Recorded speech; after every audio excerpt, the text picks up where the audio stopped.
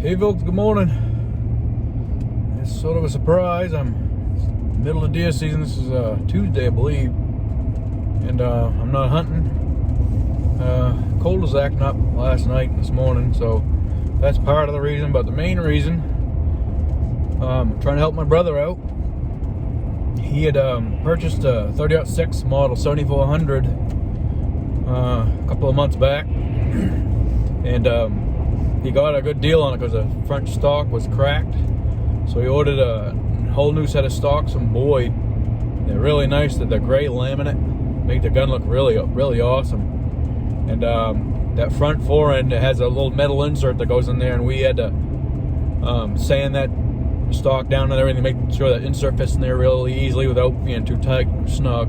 So we got that all set up and put that in there, and he's been hunting with it a little bit, and he noticed that, just like the stock that I replaced, now this stock, the front fore end is cracked. So I don't know what's going on with that. But he's going to Canada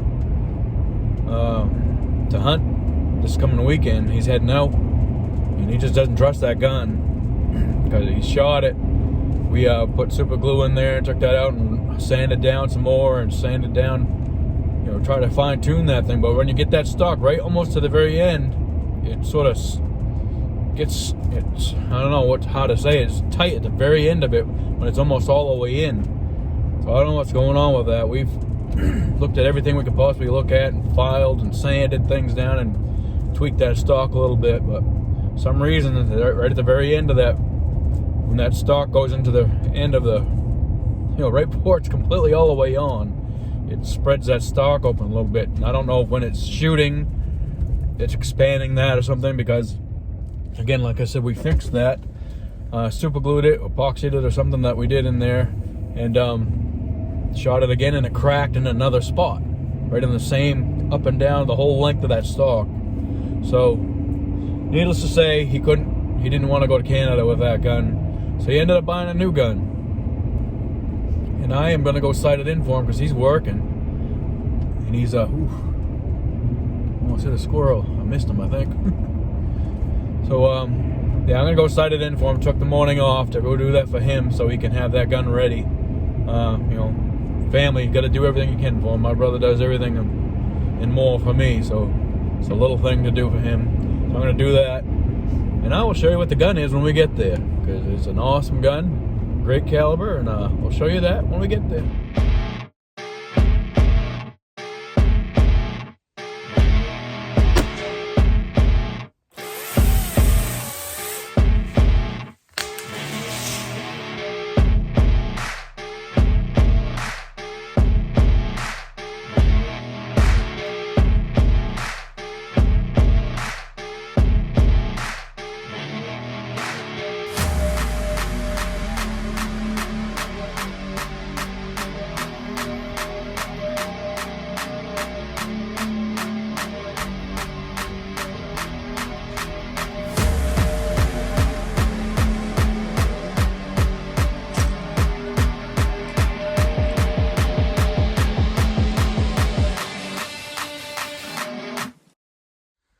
All right, folks, I'm at the range here. Got a little review I want to show you.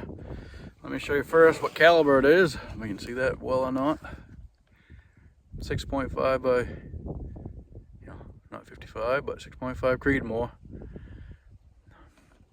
That's the caliber. My brother's new rifle. His 30-06 semi-automatic 7400 has been cracking the forestock on it, so he decided he can't trust that to take it. So he went back to a bolt action for this. And I will show you what the new gun is for right now. Here is the new gun. It is 6.5 Creedmore CVA. Got the shorter barrel on it. I think it's an 18-inch barrel.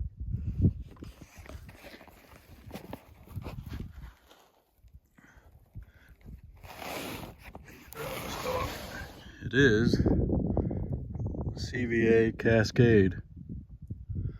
It's got a, again, The 18-inch barrel that is tapped for a muzzle brake or suppressor. I like that heavy bolt on it.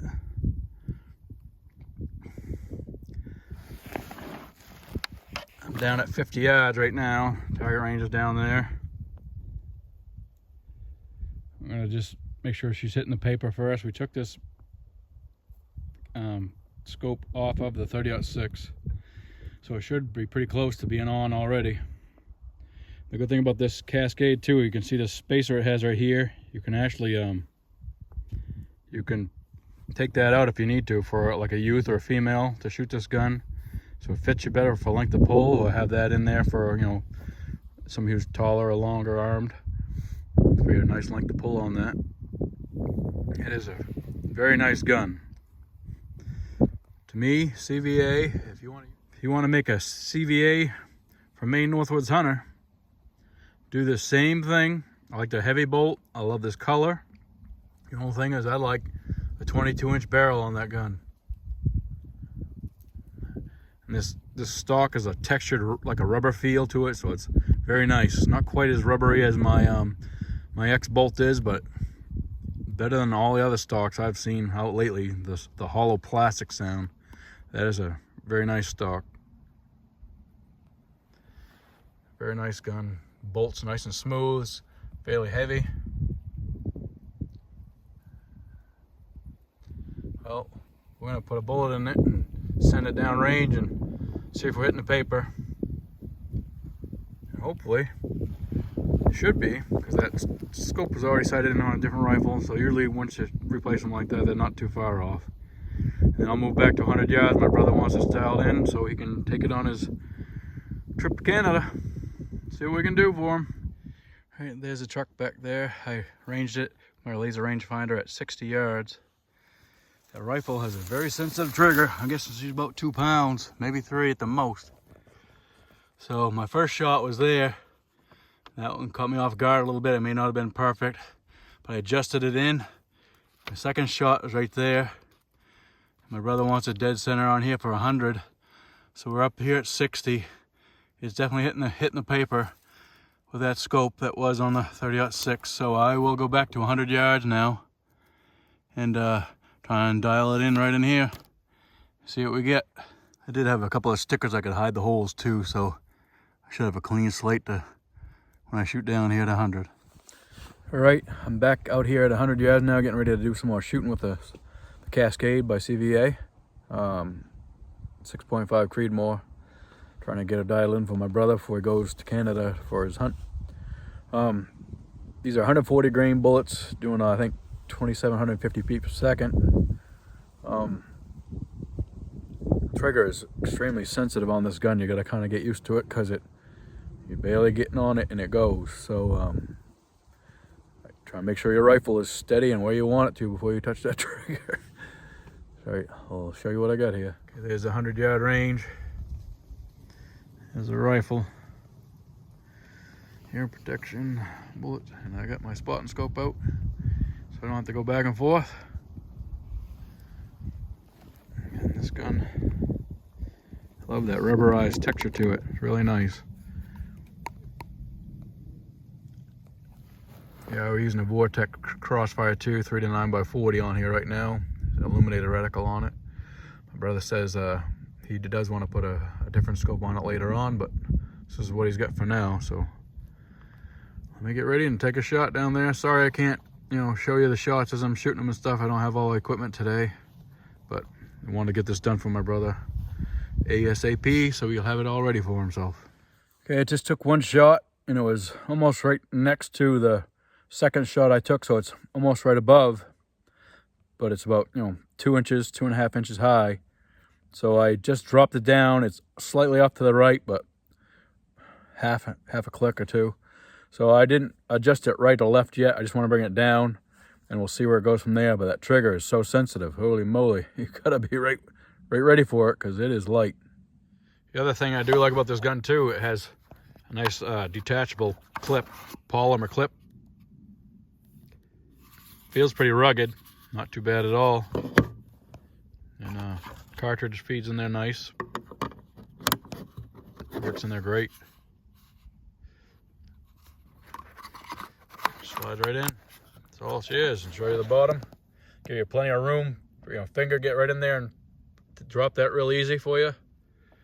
Works really good.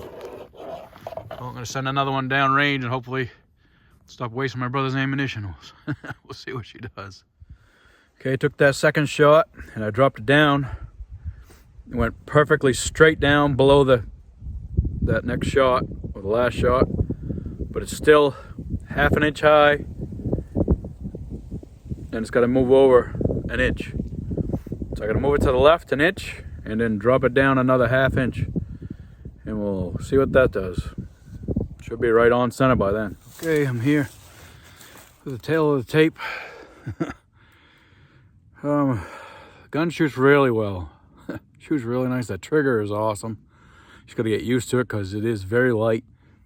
The only complaint I have about the gun is sometimes trying to feed it. It sort of, you got to give it a little bit of oomph to push it in there because it gets caught. I'm not sure what's catching. But, you know, it's like the hinge floor plate design guns. You should be able to just put them in there and glide it right in. You can't really do that. It's better to put it in the clip, or, you know, put the bullet directly into the barrel and it'll close easy. But it's a little touchy with that. But the gun has a Bagar barrel. I have a CVA muzzleloader with a Bagar barrel and shoots awesome. And this is no exception. I'll show you what I did. That was shot number one. That was obviously, these are the old shots from 60 yards. Shot number one, so it was very close to that one. So I adjusted, brought it down. Shot number two. So I moved it over. Shot number three. So I had to drop it down and I shot, but I flinched when I shot, and that was my shot. I know I did. The trigger is sensitive, and I was bringing it down, and it went off before I was ready. So that was that shot. These are the next three shots right here. That's probably a half inch. Oh, half a MOA. These are the last two shots. I adjusted it to go this way, but I shoot left-handed. I'm a right-handed person, but I shoot left-handed. My brother is a left-handed person, but he shoots right-handed, so I'm not going to adjust that anymore. I'm going to leave that right there for him. If he wants to bring it over another half inch, he can do that. The only thing is, I don't like that crossfire scope he has. The clicks are not audible at all. It's, you know, sad. I'm used to the Leopold and the Right On and those scopes that get nice audible clicks, and my burst too.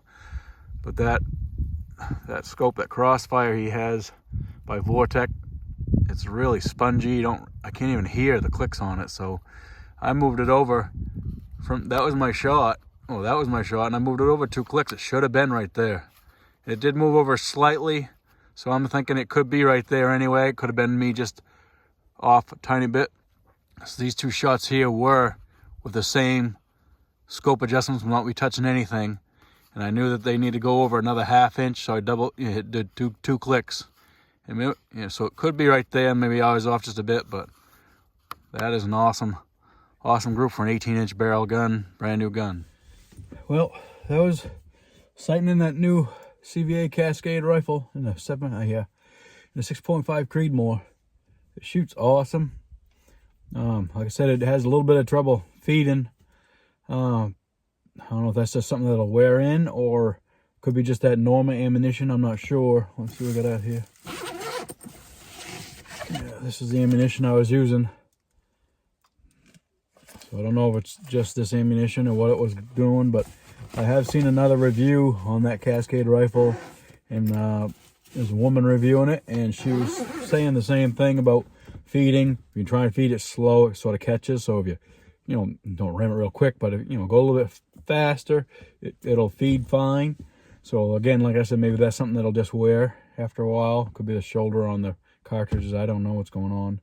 Maybe different ammunition will work better, but I like the gun. I like the gun a lot. If CVA would make me one just like that, black, with that heavier bolt on it, but with a 22-inch barrel, Everything else the same. And a 6.5 PRC, I would love one of them. I'll do some looking out, but I think they only come in there like a tan and grayish camouflage. I don't really care for that kind of camouflage color. I'd rather have the black, but you never know. Maybe they'll make one.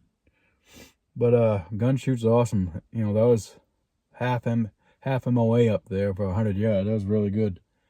Can't complain about that. Well, hoping my brother has some good luck with that thing. He's going up to Canada to hunt. Yeah, my brother's going up to Anticosti Island to hunt next week for a week. He's allowed to shoot 2 deer up there. And they got some snow up there already, so he'll be probably doing some snow tracking. I think I'm going to have at least a foot of snow up there. I was in KI yesterday, and we were getting a dusting there, and there was some on the ground, not a lot, but it's coming. So we'll see. I'm going to take a ride down here and sit for the rest of the day. I don't want to sit here because I've been shooting for an hour and a half or 2 hours, so I'll go take a ride a couple miles away and find a long-range place and sit with my 7mm Remington Magnum, or maybe find a little place I can walk in with my 30-30, but we'll see. Appreciate you all watching. Thank you. Got any questions on that gun? Leave them in the comments. That'd be cool. Until next time. See you later.